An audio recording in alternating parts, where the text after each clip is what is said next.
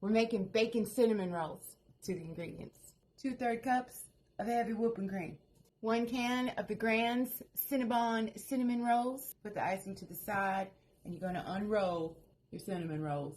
You need 10 slices of bacon cooked, but we're only going to use 8, and we're going to crumble 2.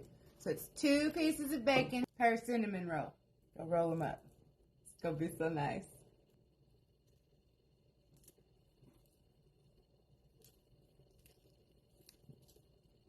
Just like that. Stick it on top of your whipped cream in your baking dish. 1 stick of melted butter, 1 teaspoon of vanilla bean paste, 1 teaspoon of pumpkin pie spice, and 1 tablespoon of cinnamon, and 1/3 cup of brown sugar. Give this a mix till it's all incorporated.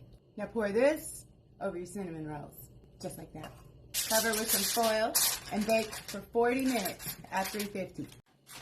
Uncover it, and then put it back in and bake it for 5 more minutes.